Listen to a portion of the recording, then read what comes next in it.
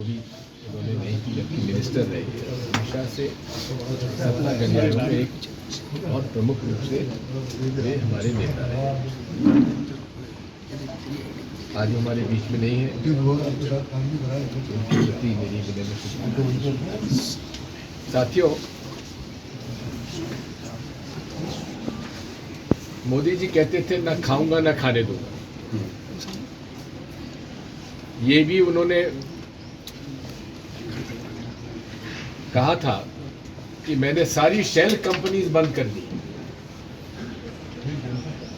और ED IT के छापे काला धन के खिलाफ उन्होंने कार्रवाई करने का वादा किया। विदेशों से काला धन लाएंगे, नहीं आए, और अधिक काला धन देश के बाहर चला गया। अब ईडी आईटी का एक राजनीतिक हथियार उनके हाथ में है। अपने विरोधियों के खिलाफ उसका उपयोग हो रहा है। ईडी आईटी सीबीआई के छापे डलवाओ, उनको डराओ धमकाओ और भाजपा में शामिल कर दो। जैसे ही भाजपा में शामिल होते सारे केस समाप्त। मैं तो बधाई देता हूं वो हमारा आदिवासी मुख्यमंत्री झारखंड को, जिन्होंने जेल जाना पसंद किया लेकिन समझौता नहीं किया। ये आदिवासी चरित्र है, वो डरता नहीं है। धमकाने पर कायरता के तरीके से वो समझौता नहीं करता। आज भी वो जेल में है लेकिन डरा नहीं। ये कैरेक्टर है इस देश के संस्कार और संस्कृति का, उन लोगों का जो इस देश के मूल निवासी हैं, आदिवासी। हम लोग तो सब बाहर से आए, लेकिन आदिवासी यहाँ का मूल निवासी है। साथियों, इतना ही मैं कह सकता हूँ। माननीय सुप्रीम कोर्ट को मैं बधाई देता हूं जो उन्होंने इलेक्टोरल बॉन्ड्स उन्होंने उजागर करने के लिए उन्होंने बाध्य किया केंद्र सरकार को और इलेक्शन कमीशन को। अब सारी बातें सामने आ रही हैं। ये भी एक अजीब सी बात है कि देश के बड़े कॉरपोरेट सेक्टर का तो वहां नाम ही नहीं है। आखिर उन्होंने क्या बीजेपी को, कांग्रेस को, किसी को चुनाव में कोई फंड ही नहीं दिया क्या? ये भी आश्चर्यचकित बात है। शेल कंपनीज से पैसा आ रहा है। शेल कंपनीज का मतलब है कि जिस कंपनी का कोई व्यवसाय नहीं, व्यापार नहीं, कोई मुनाफा नहीं, वो हजारों करोड़ रुपए कैसे दे रहे हैं? ये कहते हैं हम चाल चरित्र चेहरा के लिए पहचाने जाते हैं। जो गेमिंग कंपनीज हैं, सट्टे की कंपनीज हैं, जो लूट रहे हैं, उनसे लगभग 1300 करोड़ या 13,000 करोड़ रुपए उन्होंने चंदा लिया। 1300 करोड़ चंदा लिया। साथियों, अब नरेंद्र मोदी जी की पोल खुलती जा रही है।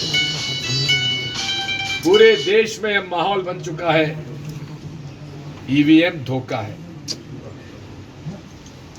चोरी हो रही है बहुत बड़े पैमाने पर। आम भारत के निवासियों के मतों की चोरी हो रही है। ये जगह जगह इस पे बारे में चर्चा है और उसकी लड़ाई हम लड़ रहे हैं। सर, आज अजय प्रताप सिंह इंदौर के नाम को लेकर बड़ा मंथन हो रहा है सर। आप भी, क्योंकि आपका भी सर इंदौर घर ही है, यहीं से।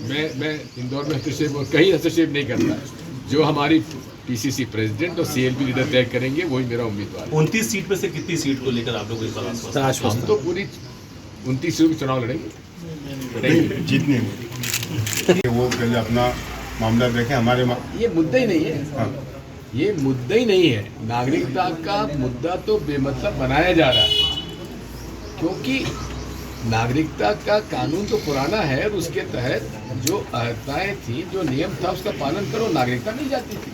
सर क्या दिग्विजय सिंह जी इस बार लोकसभा चुनाव में कहीं से लड़ सकते हैं? पार्टी अगर कहेगी तो आप पहले भी कह चुके हैं कि गुनाह से मैं तैयार हूँ सर। दिग्विजय सिंह तो सड़क के कांग्रेस के कार्यकर्ता हैं, थे और रहेंगे। जो आदेश होगा पालन होगा। नवजोत सिंह सिद्धू ने कहा है कि मोदी जी की लहर में जो गधे भी हैं वो चुनाव जीत रहे हैं। कौन? नवजोत सिंह सिद्धू, क्या कहा उन्होंने? मोदी जी की लहर में जो है गधे भी जो है चुनाव जीत रहे हैं। उनके पास सूची होगी, मेरे पास नहीं है।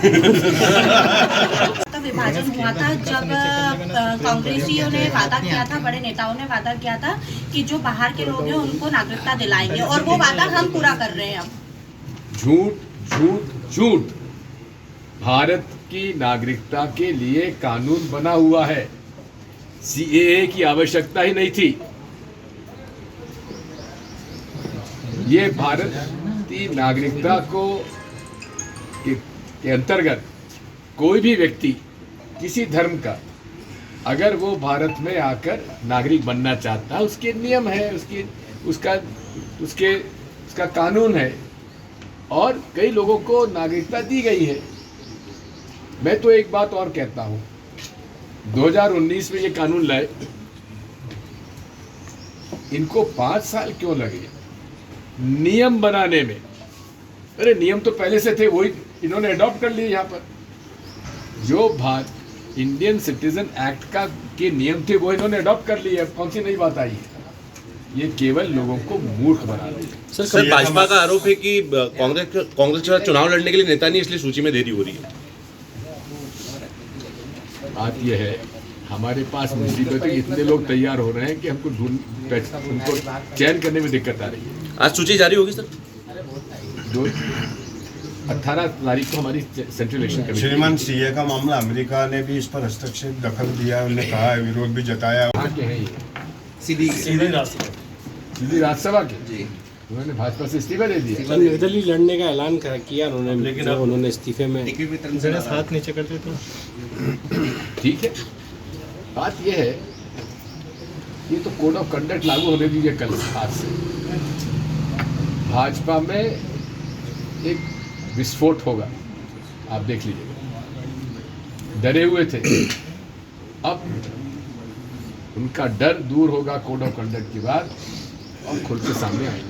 कांग्रेस का पतझड़ कैसे रोकेंगे? पतझड़ नहीं है, ये वो लोग हैं जो कांग्रेस को खराब करने में लगे हुए, जो फूल छाप कांग्रेसी थे ना, और जो कायर थे वही जा रहे हैं। बहादुर लोग डटे हुए हैं। नेतृत्व पर बात करी जा रही है, जैसे कल पंकज संघवी गए, अंतर सिंह दरबार ये कह रहे हैं कि जीतू पटवारी जो है, छोड़िए सब बेकार था। मुख्यमंत्री जी, पंकज संघवी जी जीतू पटवारी को अलग से ले जाके कार में पता नहीं क्या फूक किया है, जरा पूछ लेना। मुख्यमंत्री जी ने अभी पिछले कुछ दिनों में मुख्यमंत्री मोहन यादव जी ने अभी पिछले 2-3 दिनों में बार ये कहा कि राहुल गांधी जी की यात्रा जहाँ से भी गुजरती है वहाँ से कांग्रेस के लोग यात्रा छोड़ देते हैं। बेकार बात कर